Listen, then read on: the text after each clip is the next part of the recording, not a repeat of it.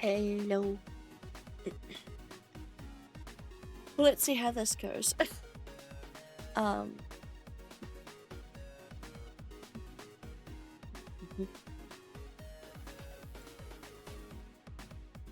Okay. So yes, as the title of the, as I am streaming this live, the title of the video is "It Hurts to Swallow." Let's do voice acting. I've probably given it a more story relevant title in the future, but yes, I woke up this morning and it kind of hurts to swallow on my right side. Well, no, I woke up this morning and I started feeling this last night at work, just on the right side of my throat. Just a little bit of strain, a little bit of scratchy pain when I swallow. And I woke up this morning and it's still there. So we'll see how this goes. Doing a bunch of voice acting with a throat that is slightly compromised or is becoming compromised. Hi, Rain. How are you? Welcome in. I'm just explaining. My throat hurts when I swallow, and there's a little bit of scratchiness at the back. But I'm gonna be doing some voice acting today anyway, even though that's probably not a smart idea. But I didn't do a stream last week on Thursday because of my stupid house inspection where the lady came only in the last 20 minutes of the window, so I couldn't do anything. Made me mad. So I wanted to make sure we go back onto the schedule. But I'm not gonna lie, even doing this little pre-stream chat, I can already feel my throat going. So it's probably not gonna be a very long stream. But I don't care. I want to play Paranormasight. So, I'll be fine. I'll just take a long nap after stream. But for now, I have not opened up. I have not opened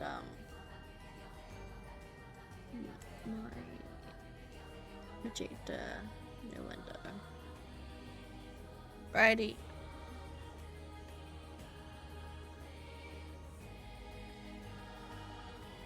Paranormasight, the Mermaid's Curse. It's been ages, I think. I can't remember. I think we were with, yes, we were with the, Cersei and Avi. Okay, so I've moved to the next day.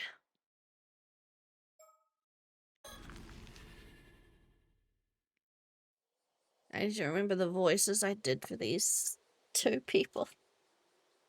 Oh, the bad British accent and the weird accent I gave Avi. Wow, talk about a gorgeous view. It is something, isn't it? This is Mount Asima's observation platform. It overlooks Toba City on the side and Ise City on the other. So that is Toba City over there, huh? What's Toba got going for it? Well, the first thing that comes to mind when thinking about Toba is Toba Castle, built in the Sengoku period by none other than the pirate daimyo Lord Kuki, who at one time led the Kuki naval fleet. Oh, that's more exciting than I anticipated. As for the Toba-shima area, it's famous for having the highest population of armor divers in Japan. Aha! I knew it.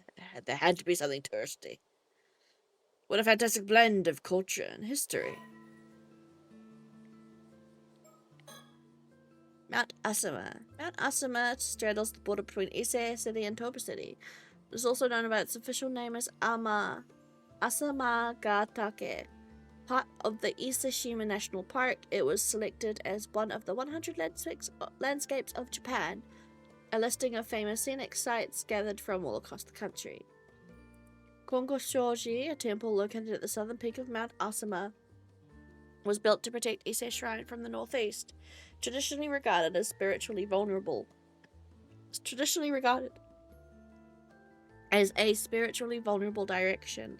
Perhaps as a result, many worshippers who visit Ise Shrine also make the journey to Kongoshoji. The observatory at the peak of the mountain offers a sweeping view of Toba City and the many islands that dot Ise Bay.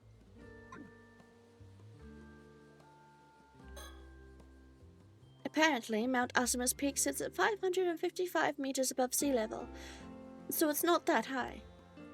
But as it's situated at the top of Shima Peninsula, it offers a magnificent view of Toba Bay and Toba Bay's coastline and the outlying islands. Not a very good bird. That's nowhere near close to Since we stopped by the shrine this morning, I assumed we'd take the mountain path. All I can say is this place takes my breath away.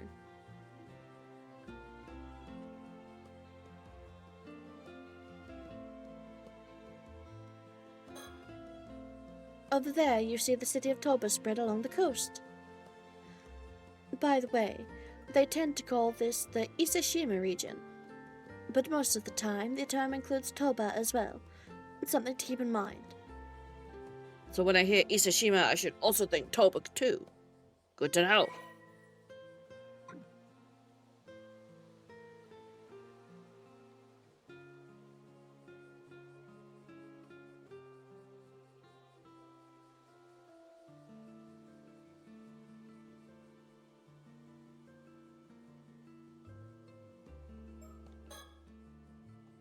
From what I hear, lots of inns in Toba are run by armor divers and fishermen. I can't wait to dig into some seafood tonight.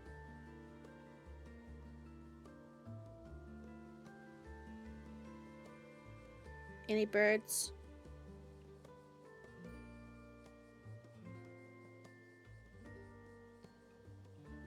No, okay, no birds.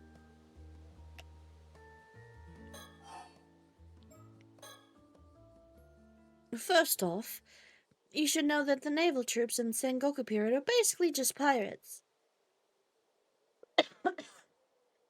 Pirates, eh? Yes. They would put together crews of rowdy sailors, arm them to the teeth, and then have them patrol the designated area of the sea. They only actually served under their commander as a naval force when there was a battle. So that's what the Navy was like back then?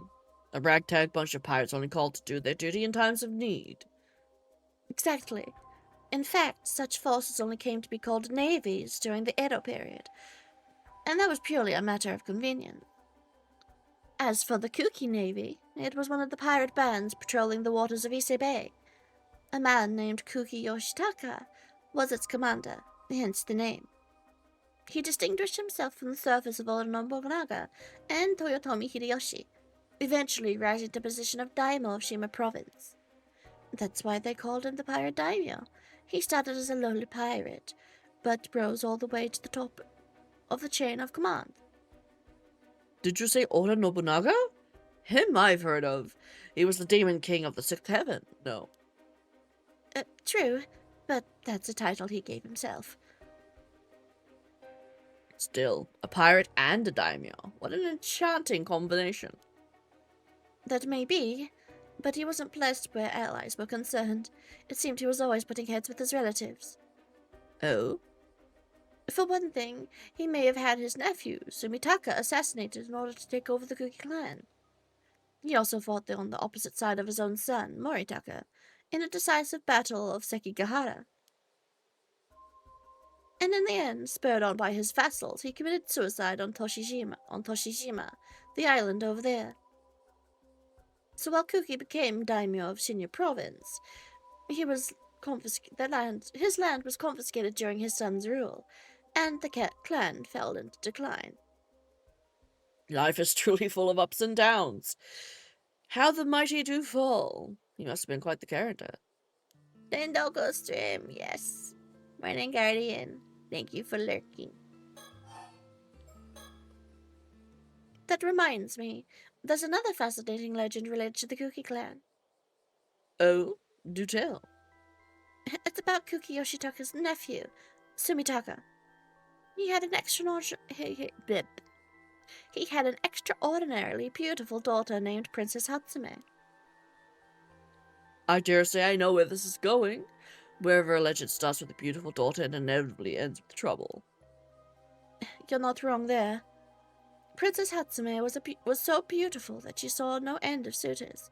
Oh, I say that. Princess Hatsume was so beautiful that she saw no end of suitors, and her father sought to marry her off to achieve his political ends. But the princess already had a lover, so she fought against her father's plans and even ran away several times, only to be brought home. I knew it. Alas, that's what a life was like for the daughters of the powerful figures in those days. Well, Princess Hatsume lamented her fate. Must I be cursed with such a misfortune merely for my beauty? And she didn't stop there. May no beautiful daughter be born to this land again. Oh.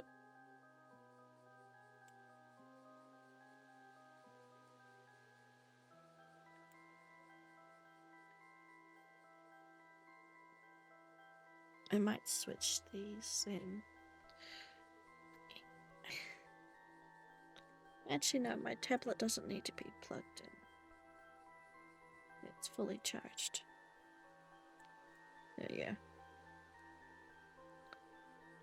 May no beautiful daughter be born to this land again, which was the curse she left behind, before throwing herself down a well. And so ends the legend. Not what I'd call a happy ending. The princess may have had good intentions, but I'm sure no one else felt she was doing them any favors. Good intentions? That isn't how I interpreted it. Well, what's your take on the story, then? When authority figures try to force other people's hands, they bring these things upon themselves. It's just asking to get cursed. Fair enough. I see your point. Still, the princess did take it a bit far. To me, though, it almost feels like it was that part was tacked on later. As if someone thought it would make the story more impactful, and that word of it would travel further if the princess killed herself at the end. Oh, you're right. It would change the story completely. But there is something else that interests me more. Sumitaka became the head of the Kuki clan in 1560, but he was so young that Yoshitaka had to be appointed as his guardian. His exact age at the time isn't known, but the common belief is that he was about 8 years old. Nothing unusual there. Premature inheritances were a common occurrence in those days. But consider this. When Sumitaka died 24 years later in 1586, he would have been 32 years old. Yes. Even if we suppose that Princess Hatsume was 15, their age doesn't quite add up, do they? Age differences weren't so much a point of contention back then, but even so, that is a bit odd. Which begs the question, did Princess Hatsume really exist to begin with? Even if she did, was she really Sumitaka's daughter? An agate Magatama was unearthed at the place where the princess was supposedly buried. But that could have easily been planted there to lend credibility to the tale. Once you start doubting, it's hard not to see lies everywhere. True, and the pursuit of the unknown starts with belief, doesn't it? Well said. A certain occult researcher told me that one. You don't say.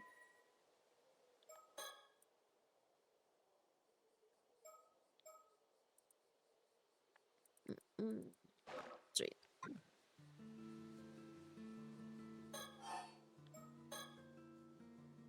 Oh, I just realized something. Sumitaka died, or was assassinated, exactly 400 years ago. Is that significant? It is.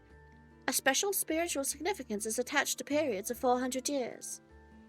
For instance, the cycle of death and rebirth supposedly lasts 400 years, and some stories claim that a soul endures for 400 years. Of course, 800-year immortals have twice that lifespan, but as you see, 400 years is widely considered a good cutoff point. So there's a chance something happens after 400 years? Maybe. In any case, we should probably tread carefully here.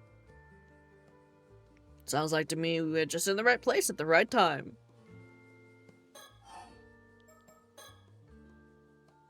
Divers have a long history in the Tobashima region. Evidence indicates that free divers have been fishing the area since ancient times. You don't say. Most notably, it is said that Orbin, who once presented an abalone to Yamatohime no Mikoto, was the very first diver. In fact, there's a shrine dedicated to Orbin in Kuzaki that is considered a sacred place to divers of the Tomoshiba region. Is that so? She must have been truly legendary. Moreover, there are several poems in the famous 8th century poetry analogy Manyoshu that depicts diving in Shima province. Divers also appear in dozens of ukiyo-e from the Edo period. Clearly, they were a popular theme. It's quite incredible to think that their method of fishing was not only endured for so long, but has been recorded to such exquisite detail. There's another point worth noting. Divers have long been likened to mermaids for their skill and grace. You could even argue that diver culture was so deeply rooted in this place, it is interwoven with the region's mermaids legends. Ah, yes, the theory that the mermaids of Ise Bay are simply armor divers. It does seem likely that there's a connection between the two. I wouldn't be surprised if they were the originators of the legend. Perhaps, but I'd be beyond disappointed if that's all there was to it. Oh, right. By the way, there's another legend surrounding the divers of the Tomashima region, regarding something called the Tomokazuki. The Tomokazuki? It is believed that an diver may encounter a copy of herself underwater, who will then offer her an abalone. If she accepts, the Tomokazuki doppelganger will drag her to the bottom of the sea, never to be seen again. Ah, Cersei, please don't spring scary stories on me out of nowhere. That's why the divers of this area wear the Seiman and Dolmen symbols on them while they dive. It is a tradition. It is a tradition that has continued right up until the present day. There must be some reason for it beyond pure superstition. Interesting. On another note, the divers of the Tomashima region possessed such exceptional diving skills that, in addition to fishing, they also saved people from drowning and fetched up objects that have sunk to the seafloor, right up until the Meiji era. Well, sounds like they were true diving professionals. Exactly. In fact, after the Heike were defeated at Dan no Ura and were lost beneath the waves. Oh, we're back to the Heike already. Wasn't where there was a connection. Well, after that fateful battle, who do you think they sent to reclaim the legendary sword Kusanagi no Tsurugi from the seafloor? 2 armored divers. Aha, so their lost and found services were being employed even back then, huh? And while they were diving, they came face to face with the vengeful spirits of the drowned Heike. Brr, Cersei, please. You're going to give me nightmares. At least, that's what's depicted in the ukiyo-e titled, "In the Western Sea, the diving women encounter the Heike at the depths of the water." I keep hiccuping. Such a deep connection. To think that the Heike were even once depicted with armor divers. They truly were a symbol of the Ise-Shima region. Yes, but the setting for the ukiyo-e is Dan no Ura, which isn't anywhere near here. Still, it does go to show that divers have held a deep connection to the sea for a very long time.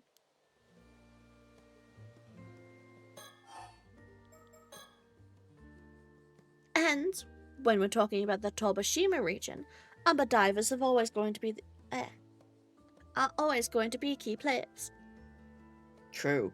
If you ask me, they should be brought up before the pirates. Mind you, the Navy had a crucial role to play too. Right, well, as fascinating as all this has been, Cersei, I'd say it's high time we returned to our primary topic of interest here.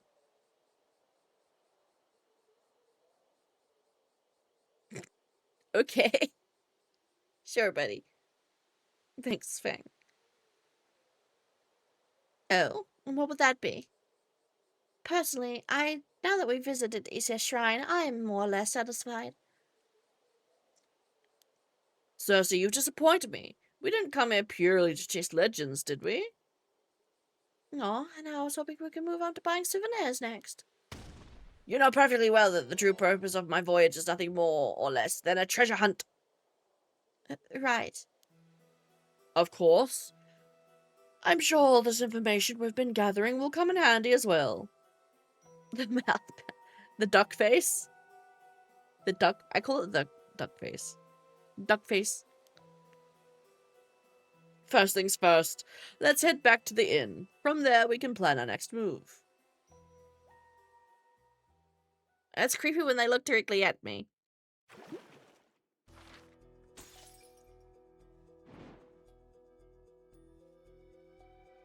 We got new stuff. And we got nothing new up here yet. I want to unlock whatever this is. I need a break though.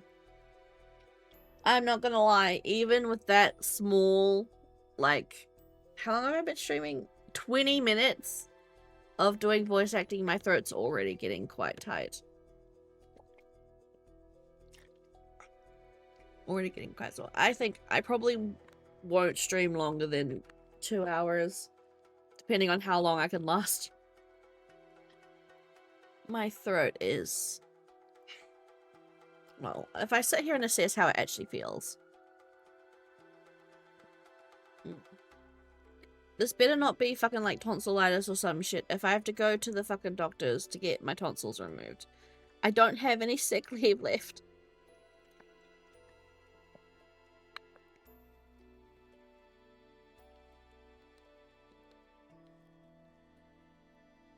I got water. Until I get paid, the best I have is water. Because that's all we've got in the house right now is water.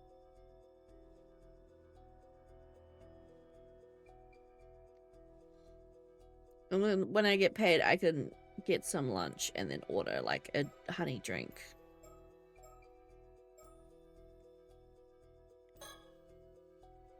Treasure hunt, part 1. Well, I'll probably get a hot drink. I might get McDonald's again. I might get McDonald's again just so I can get like a coffee or something. Because I feel like something hot would help. Now then, I believe it's time to discuss our strategy.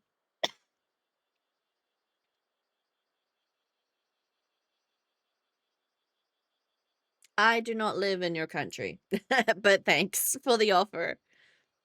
Sure. What do you mean by strategy? It should be obvious. We must reflect on all we've learned if we want to move forward. This is the sketch of the mermaid mummy that I found that's in our family storage. Bringing it along would have been out of the question, so I settled on just bringing a sketch. Oh. That's right. I still haven't told Cersei why I'm searching for mermaids. Wait! That's the fucking... In the corner, that little sigil thing. Isn't that the fucking sigil and the rock thing I destroyed? That's the seal of the rock thing I broke in the first video. This map looks quite old. Exactly. It has been the precise reason I've come to Mie. To put it simply, this is an ordinary map. It is a mermaid treasure map. A mermaid treasure map?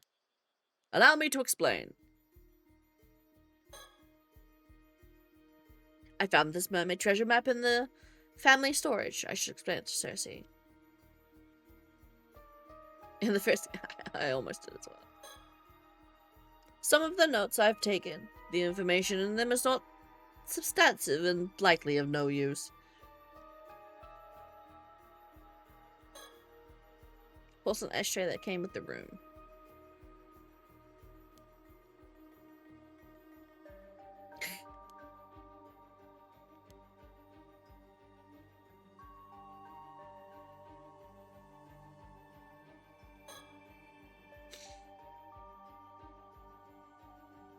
Oh, is this the business card from the guy we met earlier? It is. We managed to glean some surprisingly good information from that exchange. Oh. Flashback. First things first, let's head back to the inn. From there, we can plan our next move.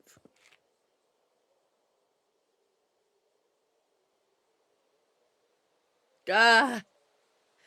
I need to do a new voice? No. Okay.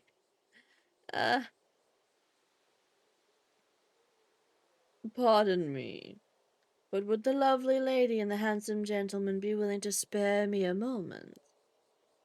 Why, yes, the gentleman does have some time. I suppose that makes me the lady, then.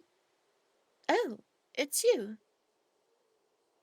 You have been following us around for quite some time. Huh? He has? For how long? Since the Ise Grand Shrine, I believe.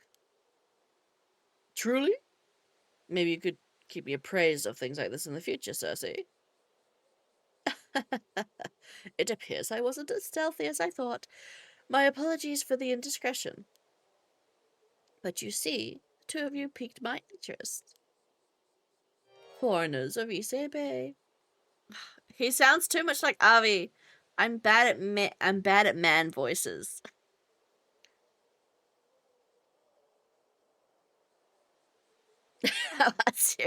I love how unserious he is. He's definitely the goofball, wacky character. Foreigners in Ise Bay searching for mermaids. Gah, you overheard everything? How embarrassing. Avi, hollering won't lessen the embarrassment. But how rude of me. I ought to introduce myself. Hmm?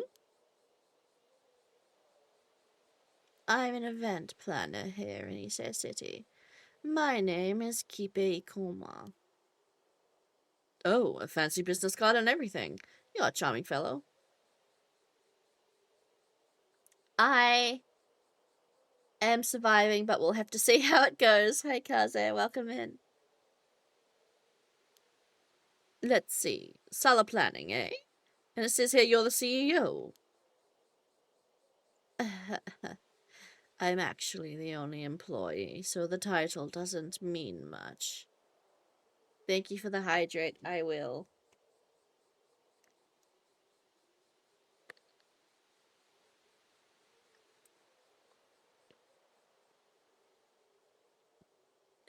Oh!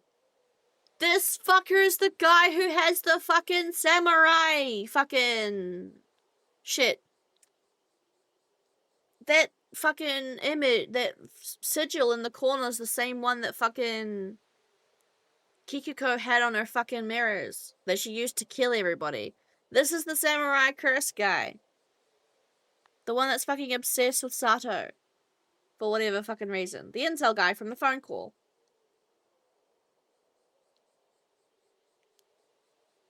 I see. I apologize for the rudeness, but I actually just ran out of business cards of my own. Did you ever have any? I heard you needed to carry business cards in Japan if you wanted to avoid looking suspicious. But I still forgot to bring any. Yeah. But the freewheeling and forgetful man before you goes by the name Arnav Burnham, a fantasy author who's merely passing through. Do you believe me, or am I too suspicious? Without a business card for proof, the verdict is yours alone to make. So you're an author, Mr. Barnum. Please, call me Avi. This is Cersei. She studied more Japanese history than even the average Japanese citizen. It's a pleasure.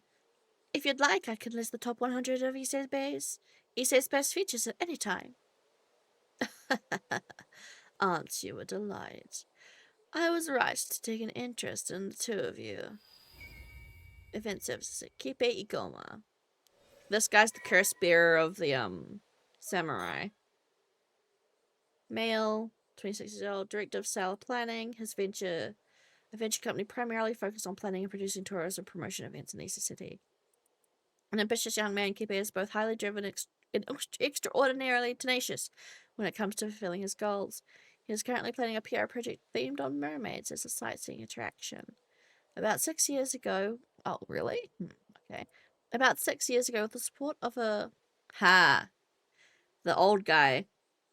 About 6 years ago, with the support of a wealthy tycoon, Yoshiatsu Yamashina, Kipe moved to Ise from the countryside with nothing but the colors on his back and an eye for making his fortune. This aggressiveness won him Yamashina's favor, and after several years spent building up experience as his assistant, the tycoon granted Kipe an investment with which he started his current company. Although Yamashina could be said to be particularly strict with him, this is a reflection of the high expectations he has for his future. Kipe is often told that he looks old for his age, but as this means he's not taken lightly when doing business, he sees it as an advantage. Yeah, 26. Bro's got crow's feet of a 40-year-old. Forgive me for my bluntness. Would you mind sparing me a few moments? I'd love to talk a little longer. I suppose that could be arranged. Gust of wind grazed the lovely observation deck.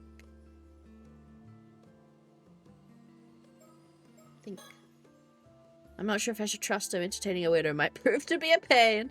That said, it seems he's also interested in mermaids. Perhaps we could get some information out of him.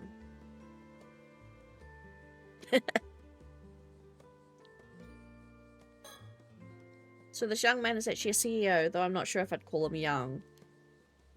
His gaze has a piercing quality to it, and there's something off about his smile. Everything about him feels older than he looks. I'm wondering if this guy is also if this guy knows Osato/Sato from way back when. I'm guessing this guy is probably also an 800-year immortal.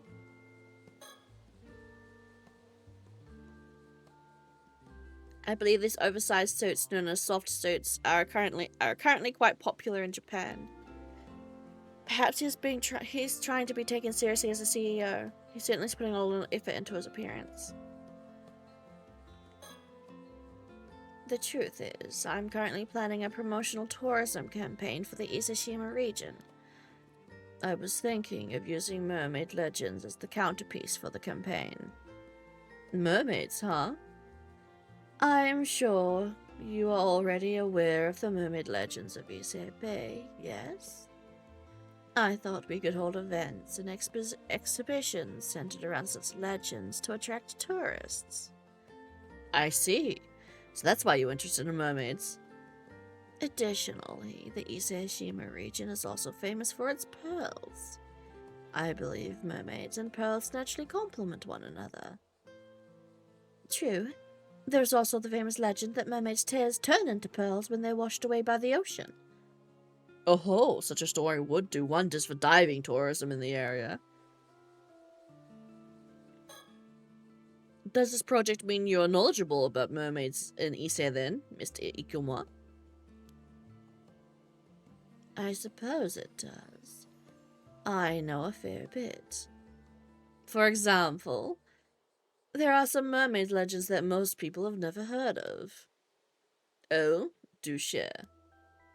He sounds too much like Avi, and I'm sorry, but I can't do... I'm not good at man voices. A long time ago, there was a south island of Kamishima town known as Taishima. Have you heard of it? I'm afraid I haven't. It rings a bell. It was also called Taishima by some. That's absolutely right. It's said that once upon a time 3 mermaids lived on Ise-Shima. Wow, 3 of them. Tell me, were they human mermaids or fish mermaids? Human mermaids? Human mermaids? Well, I suppose their upper bodies were human, so I suppose you could describe them as such. I see, then that would separate them from the 3 mermaids discovered in the Betsuhol during the Heian period. Oh, that's the first I've heard of this tale. However, Ise-Shima sunk about 400 years ago during a natural disaster. The mermaids seem to have vanished after that. What? That's such a shame. Regardless, it said the 3 mermaids were named Sobae, Nagame, and Hayase. So the mermaids were named too, huh? That definitely adds authenticity of the story. Pardon me, Mr. Ikoma. I've never come across such concrete information. Where did you learn all this? I don't blame you for questioning my sources. I also haven't managed to find any records of this tale. You see, the story was passed down through word of mouth. As it turns out, there's a single man who managed to escape the island's destruction. His descendants have kept the legend alive.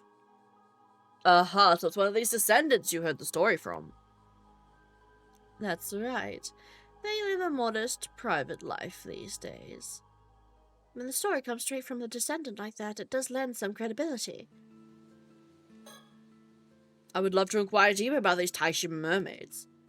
If you don't mind, could you share the identity of this descendant you speak of? My apologies, but I'm afraid I cannot oblige. She is not the friendliest sort. Frankly, even I have trouble getting her to open up. No matter how many times I visit her, I always feel like I am only getting part of the story. I see. That is a real shame. Now, this may not be much consolation, but I have another interesting rumor from this descendant to share. Oh? I am all ears. It concerns one of the rumored Ise-Shima mermaids. It is said that, a few decades ago, one of those mermaids turned human and now lives among us. No kidding. She became human? It does ring a bell, though. Why, that's exactly like the story of the Little Mermaid. What an exciting discovery. You say this was only a few decades ago? That makes it quite recent. This former mermaid could have been walking among the people here as we speak. If the story is true, then yes. Yeah. I guess the more detailed it gets, the more realistic it may be.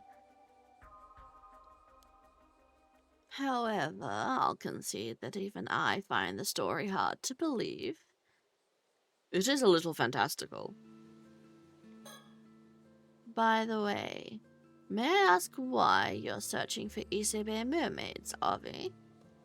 No particular reason. I just thought it'd be fun to wander through some sightseeing areas related to mermaid folklore. That's all. I see.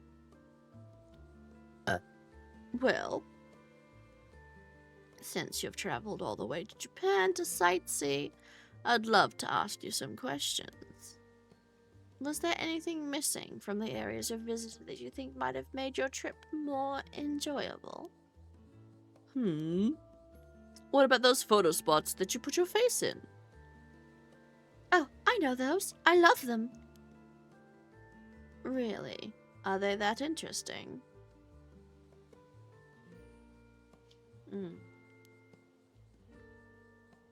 They're a Japanese tourism classic. It would be nice to see more of them. Agreed. If I saw one, I'd certainly take a photo with it. Oh, and please sell more of those little pennant flags. I can't resist them. I see. I truly appreciate the input, but perhaps things are fine as they are. Should you discover anything new regarding the area's mermaids, please let me know. Understood. We'll hope you do the same for us.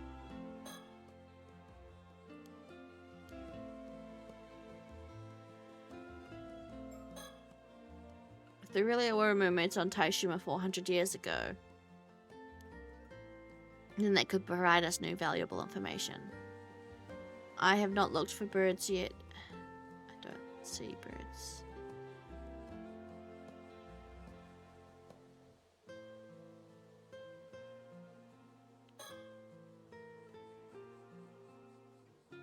I thought she was totally absorbed in our sightseeing, yet she noticed we were being tailed. Impressive, if I do say so myself. Amazing. A brand new mermaid legend. The real question is why? Why? There's a long history of people making up legends to drive tourism. Such stories linger on, despite their veracity being entirely unverifiable. I suppose. Is something the matter? It's nothing. It's nothing. Birdseeds. Feed the birds, tuppence a bag. Well, it's about time for us to get going. Yes, of course. Thank you, and I apologize again for taking so much of your time. Oh, he gave us a fucking business card with his fucking curse logo on it. He's marked us. Because he gave us a fucking business card that had the same sigil as the hand mirrors that fucking Kikuko gave everybody to kill everybody. So this guy is absolutely just the samurai curse bearer, I think. Actually, since you've come all the way to Japan, if anything happens to you during your vacation here, or if you need other help at all, any other help at all, please feel free to give me a call. I'm quite familiar with all sorts of business in the area. For example, I could put you in touch with someone, should you be looking to interview armor divers. Oh, really? That's very kind of you. You're not just saying that as a formality, are you? The free-spirited lad like myself will not hesitate to take you up on an offer like this. I will call you. Please do not hold back. I'll leave you two to your sightseeing. Please, have a good time. Amazing. Avi is quite literally the peak of the Japanese stereotype for Americans, by the way. If mermaids really did live on Ise-Shima, it's certainly worth investigating. Yeah, there's a fucking business card. It's Ikoma's business card. He's the CEO of the event planning company we ran into earlier.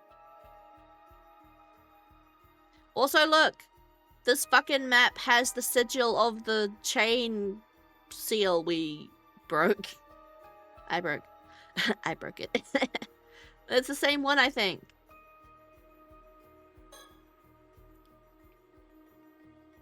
I worried yesterday that Cersei might struggle to sleep on a futon in a tatami room like this, but she looks well rested. I suppose she's used to it. I, on the other hand, was too excited to get much sleep.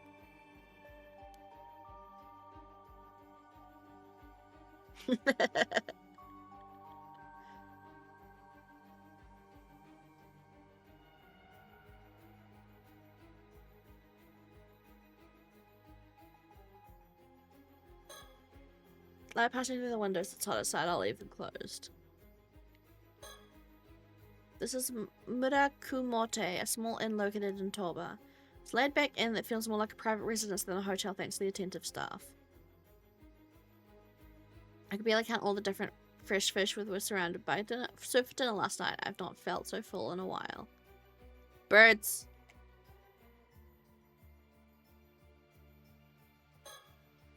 My bag, a faithful travel companion of several decades.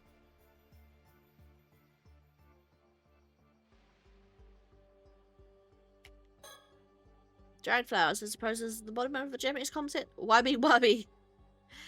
Wabi sabi? Is that what he means? Or however you say it.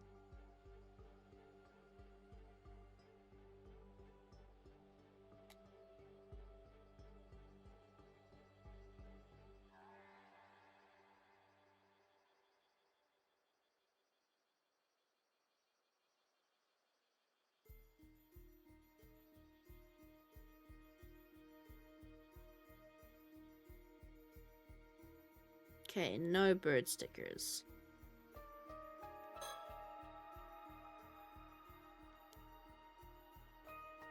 You're close. It's a small clothes rack. I see, so that's what it is.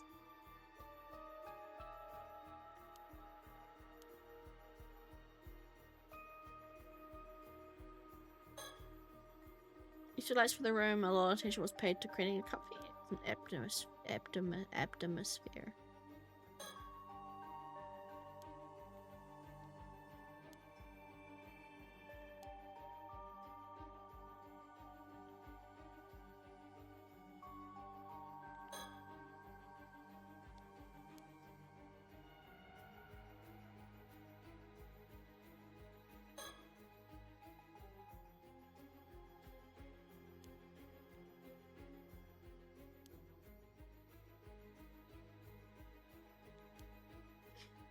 Okay. Talk about the map. I found this map in an old family storage. It was left behind by my great-grandmother. If she's your great-grandmother, wouldn't that make her my great-grandmother's sister? I heard she was exiled from the Lunar Light family because of her eccentricities. That's correct. She was quite fond of the occult and amassed a number of suspicious curios over her lifetime. As a child, I loved searching through the storehouse that housed her collection. It was like a treasure hunt of wonders: a demon's tail, a yeti's bone, a book of black magic, Ogopogo's tooth, a piece of a UFO, a crystal skull. I cannot vouch for that any of it was authentic, but I was still so exciting to look through. It's no exaggeration when I say this very storehouse is what led me down the path of becoming a fantasy author. I suppose it was quite a formative experience for a cult writer needs. Just so. I have to thank my great-grandmother. She is the reason I can put food on the table. And among the items in that collection was this. I see. A mermaid mummy. Precisely. They were rather prevalent at sideshows and the like all over the world in the 19th century. Mermaid mummies from Japan are quite popular because of their high quality. A number of them even made their way to Europe. Huh. This one probably made its way to the family storage around that time. It was probably passed from one seller to another until it ended up in my great-grandmother's hands. How were you so sure it was made in Japan? Well, you see, I gave this mummy a thorough investigation. Even took it apart. Sure enough, it was made of wood and paper clay. But lo and behold, I also found this map inside. Oh, this is the fucking thing that this specific mummy is the one that fucking Sodo and Yuki were looking for. Truly, you found the map inside a mummy. Whoever made it all those years ago must have snuck a map inside. I doubt my great-grandmother had the slightest idea it was even in there. It's an incredible discovery. It's simply tantalizing, is it not? There's not a doubt in my mind it will lead to the most thrilling discovery. So then, why did you call this a mermaid treasure map? Well, it was hidden inside of a mermaid mummy, so it follows it must be a treasure map of sorts, no? I see. Your enthusiasm has carried you quite a ways from home. I'm impressed. Thank you. I have no doubt our treasure lies somewhere in Ise Bay. What a shame there's no X to mark the spot. Indeed. This leads to our first conundrum. Any ideas how to decipher this map, Cersei? Put me on the spot, why don't you? But it does look like something was written here. Do you know what it says? Oh, that part I actually did some research on that. Apparently it says, search the 95th. Search the 95th? That sure does make it sound like it leads to a secret location of some sort. Yes, and it must be related to mermaids. Aren't you just itching to find it? You know it. I know it. I'm counting on you to help me solve this map's riddle.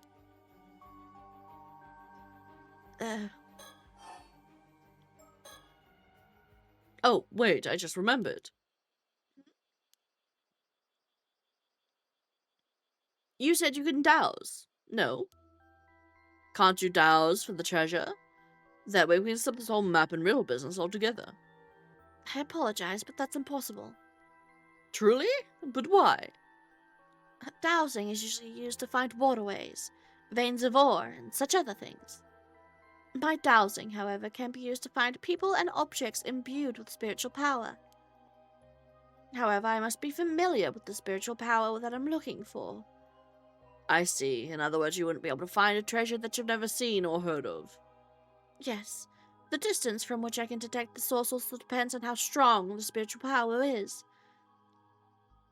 It's not quite the superpower I thought it was. I say we've had enough of a diversion. Let's get back to investigating your map. Bleh. My throat. Give me a sec. Oh.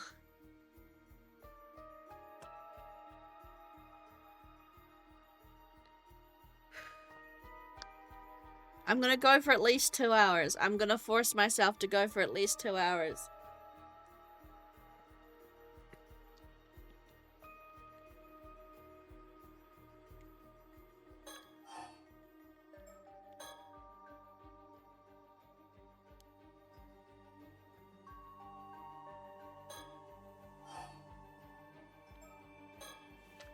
Pick it up. Oh. Did you notice something? It looks like something's written on the other side. I see. I knew I must have missed something. I should carefully hold the edge when I want to look at the other side.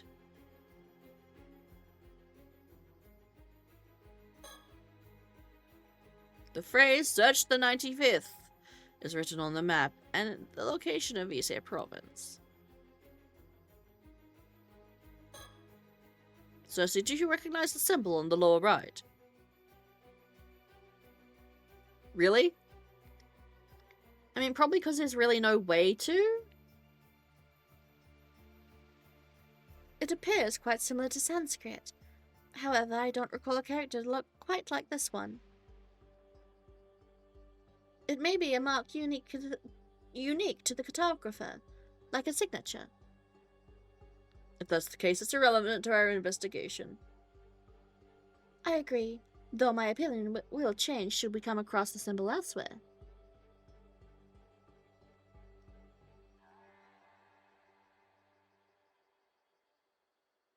My ear is itchy.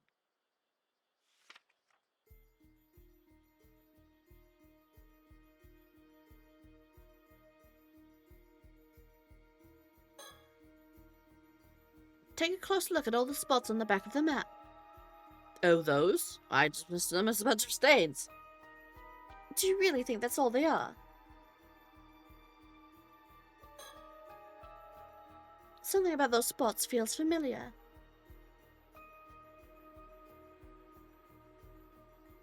Ha! I thought so. Hey, 3 steam streak! Thank you, Guardian. I've been drinking water. I'm almost out. I'll have to get another one soon. Oh! My page slip.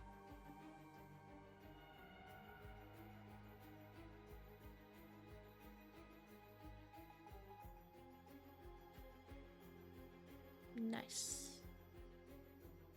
Payslips.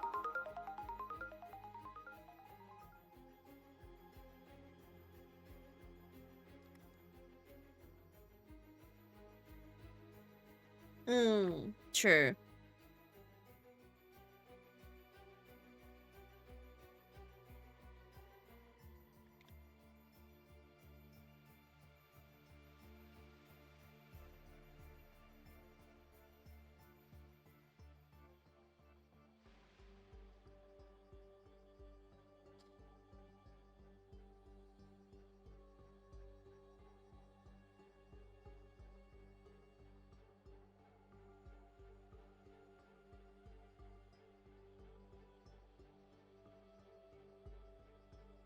So now I go into waiting until I am paid. That makes sense. I mean, yeah.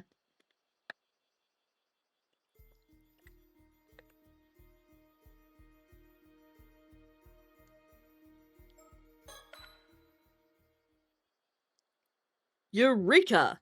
Inspiration strikes. I figured it out.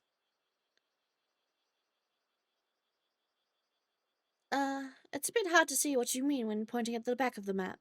Could you point to the front? Ah, you make a good point.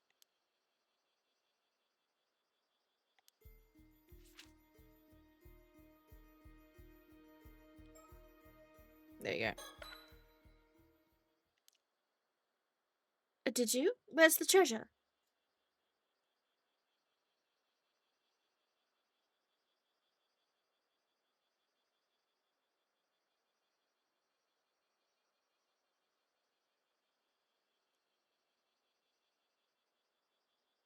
Well, um,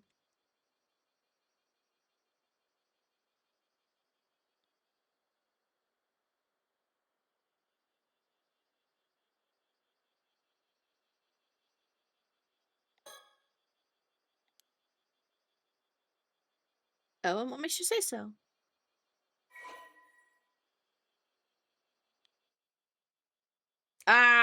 okay. We've hit a dead end. I don't think I'm gonna know the answer to this.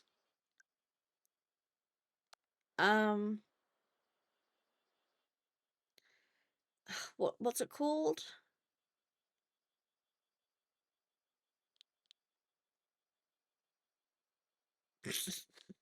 I don't think so.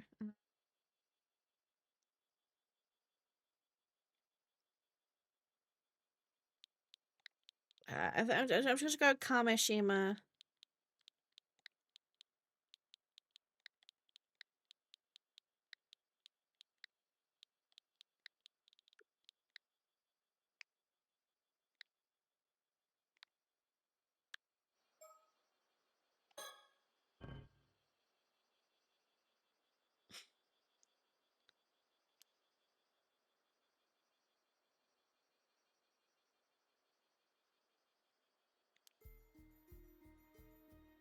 I know it has something to do with this.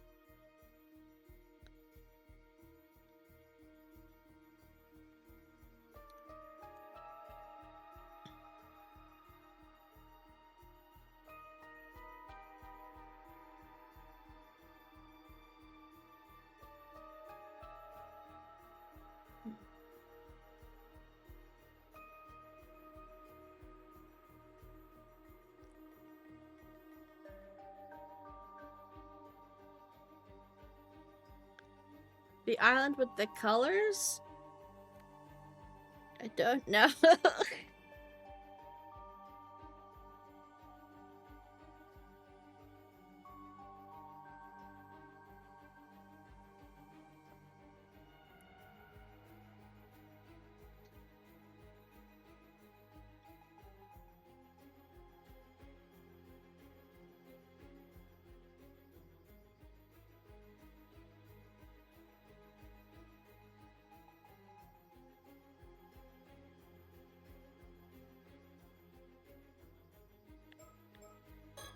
I don't know.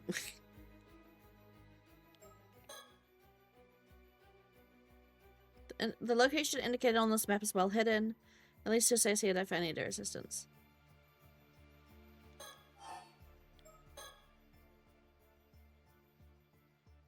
I believe I've noticed something about the map. Would you like to share my discovery? Would you like me to share my discovery? Yes, please, I'm stupid. Well, if you're so desperate to flaunt your wit, I suppose I could let you help me a bit. Let's start by thinking about what's written on the map. Remember how the 95th was written on top of Ise province? Do you recall a conversation we had yesterday, where there was something related to Ise that had more than 95 parts? There was. Give your files another look, then ask me again if you're still struggling to understand.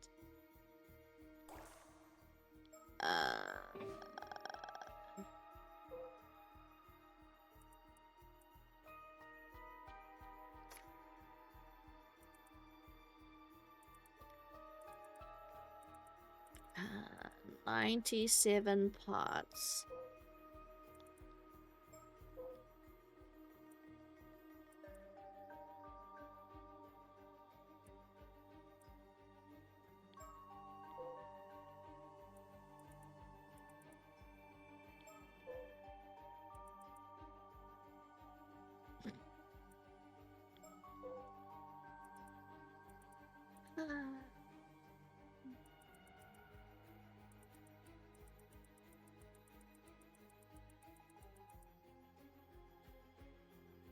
Oh, is it the Ise Tales?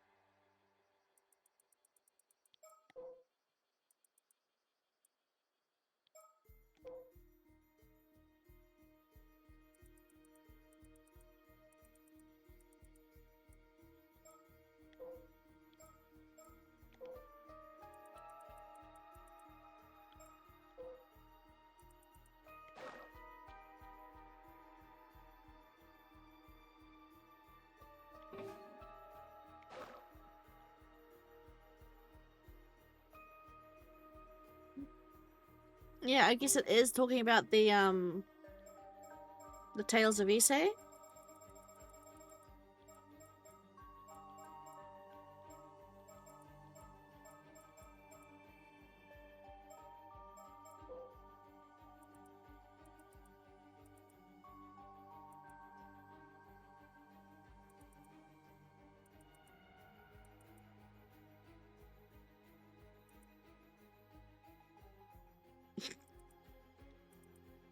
You understand them better than I do.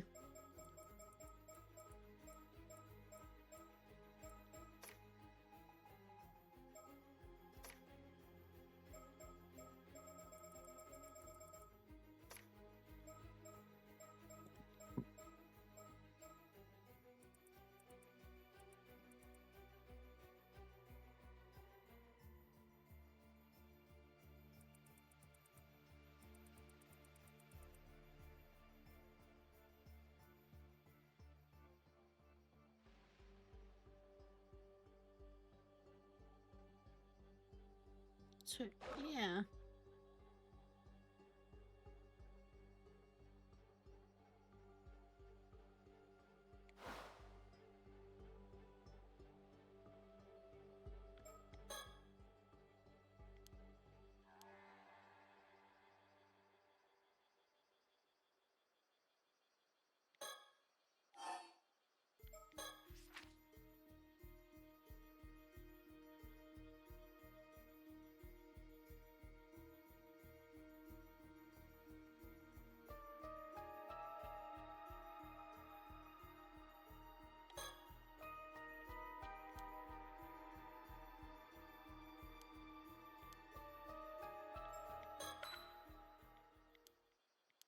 It's a Ise-Shima?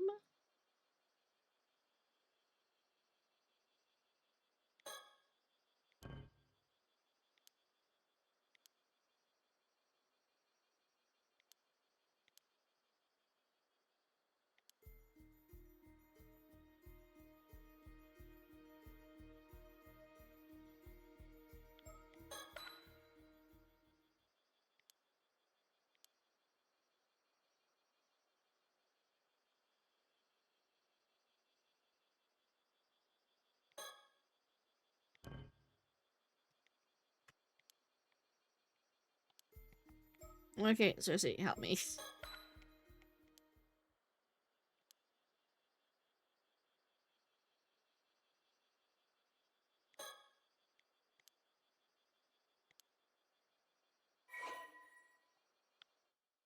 Okay.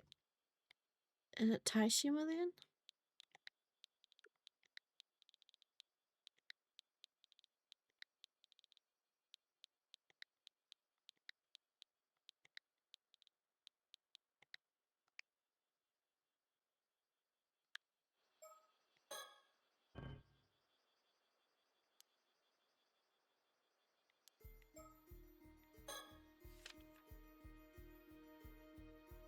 No worries, thank you for popping in, Kaze.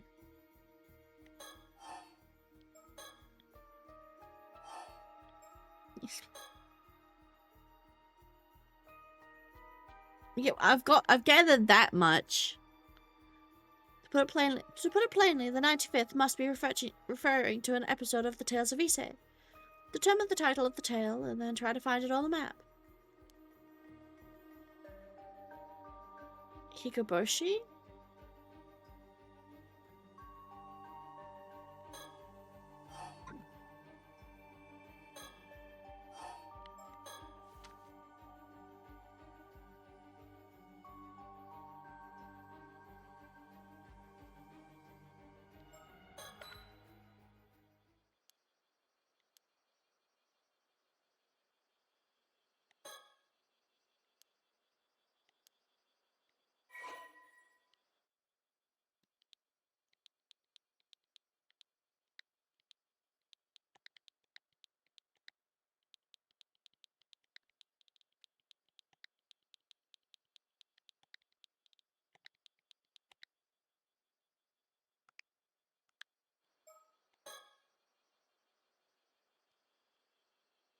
Okay.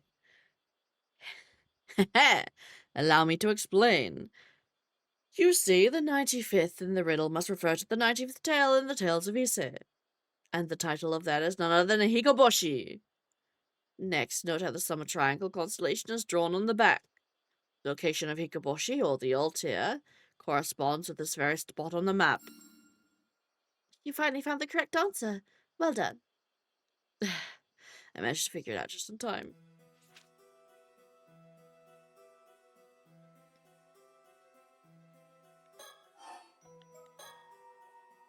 We may know where to look, but it's far too large of an area just to start searching.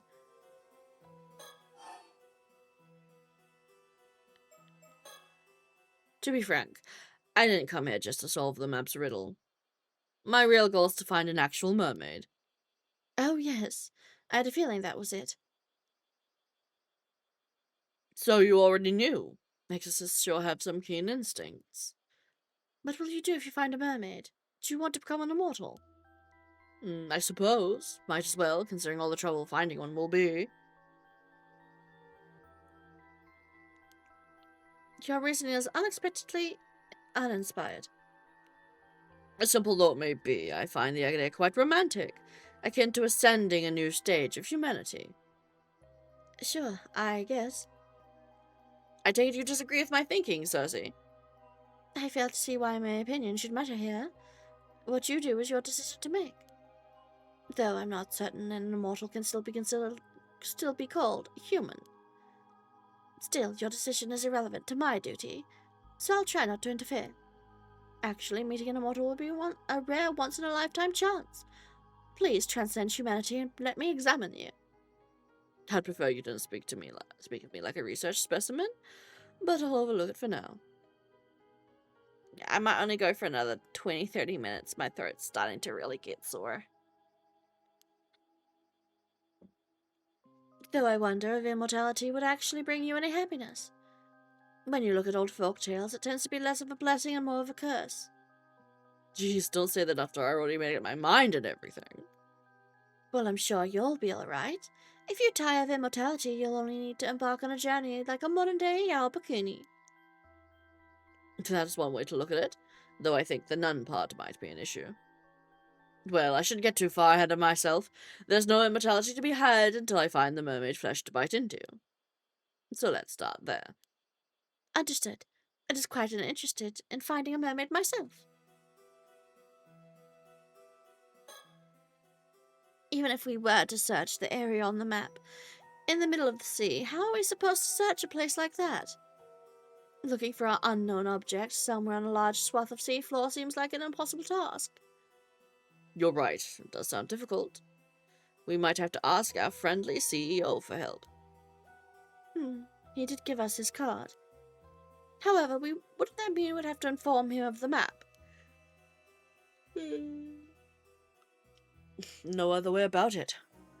In addition, should we find anything, I imagine he'd expect a share of the spoils.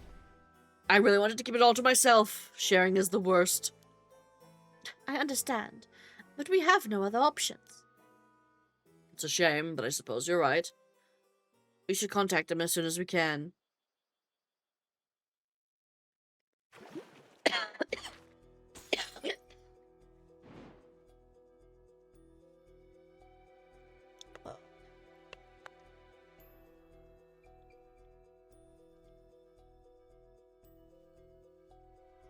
God. My throat's really getting sore.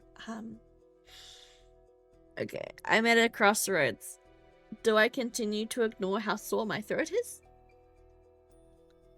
To make the stream just a little bit longer? Or do I end it here?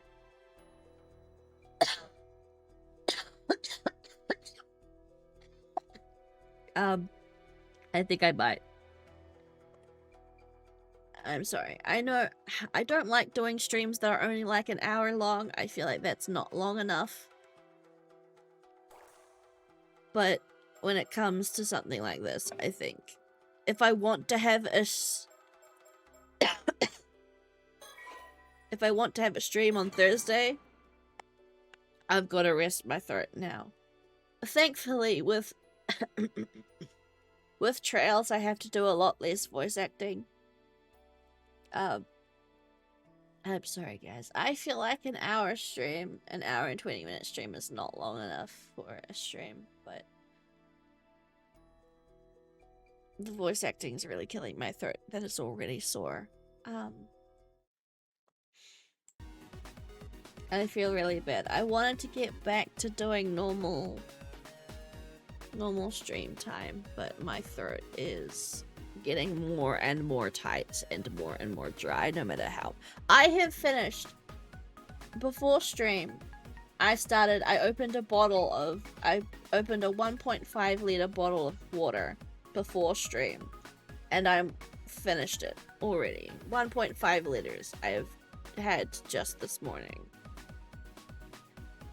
I'm sorry, but I think I've got to end it early today.